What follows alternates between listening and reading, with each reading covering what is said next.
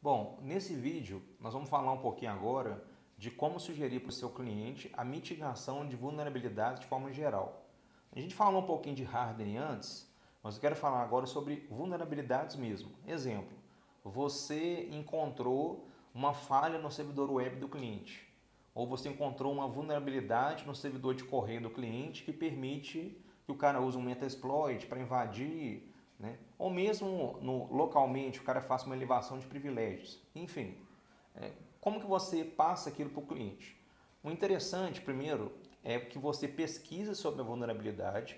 A gente mostrou lá nos primeiros vídeos nossos como é que a gente vê informações sobre a vulnerabilidade no Security Focus e outras bases de dados. Então, você pode pegar a própria sugestão que está ali. Então, um exemplo, para corrigir o problema do servidor SL-Mail 5.5, de Buffer Overflow. Então, você tem que instalar o patch tal ou atualizar para a versão 5.6, enfim. Né? Tem todos os passos, normalmente, quando a vulnerabilidade é reportada. Então, o que acontece? Essa roda que você está vendo aí no slide, ela mostra o seguinte. A gente começa na setinha verde, que é Scan the Network. Foi o que a gente fez. A gente fez a varredura, identificou os sistemas vulneráveis. Tá? Então, isso é o que o hacker ético vai fazer. Fazer a varredura, identificar os sistemas vulneráveis. Aí você vai indicar para o seu cliente para que ele faça o seguinte. Né? Vai fazer o download das correções, né, dos patches, vai gerar um relatório de que os patches foram atualizados, o download foi atualizado, tá tudo ok, e vai verificar se tem mais algum update que você tem que instalar. Ou seja, isso aqui é basicamente o seguinte, vamos supor lá que o seu serviço está vulnerável, então você pode criar uma regra no Fire, alguma coisa para limitar, contornar temporariamente o problema, até que a empresa, né, que cria o software, que desenvolve o software, solte um patch para você instalar aquilo lá. Então tem muitas ferramentas de gerenciamento de patching hoje, né? Como é o caso lá no Windows, lá o WSUS e vários outros. Então, essa é o que você tem que informar para o seu cliente. Então, cada uma das falhas, você vai colocar no seu relatório lá como que ele vai fazer para corrigir aquela falha específica. A gente vai falar um pouco depois, mais especificamente de falhas de web, tá? Aqui eu estou falando de uma forma mais geral. Uma outra coisa também é fazer também um hardening. A gente falou do conceito de hardening no primeiro vídeo, mas mais especificamente no Firewall e no NPS, né, que é um sistema de prevenção de intrusos baseado em rede. Então a gente tem, por exemplo, o PFSense, que junta vários recursos aí, né, numa única interface para você mexer, ele é gratuito, oferece recursos aí integrados Norte, de NDS, Firewall. Por que isso é muito importante? Porque, por incrível que pareça, ainda hoje, muitas empresas não usam o NDS. E não usam o NDS bem integrado com o Firewall. Às vezes os dois não conversam bem.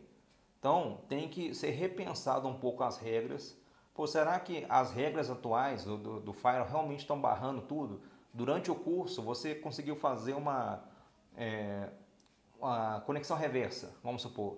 Mas na hora de você fazer esse teste na empresa do seu cliente, se você conseguiu fazer uma conexão reversa, né, e foi barrado, ou você fez a conexão reversa por tunelamento, passou pelo HTTP, passou por algum outro protocolo, enfim, qualquer problema que você viu, que você conseguiu burlar o firewall, você tem que sugerir ao seu cliente criar uma regra para mitigar aquilo, ou seja, criar uma regra para resolver aquele problema.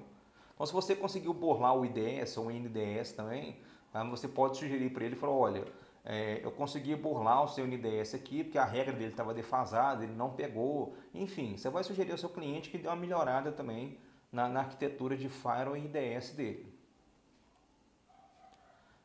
Também, uma coisa que é altamente recomendável, tá, é sugerir ao cliente para instalar nas máquinas um HIPS, que não é um NIPS, não é baseado em rede, ele é baseado em host.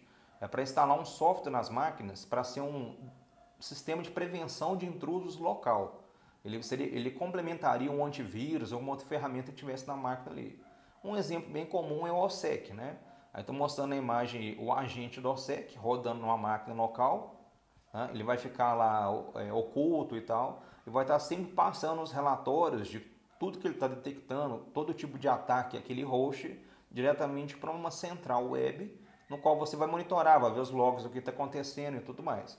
Então, o HIPS ele também é essencial, tem muitas soluções gratuitas, né? Assim como tem excelentes soluções proprietárias, para que você tenha uma segurança e você ofereça, né, que o seu cliente implemente isso também.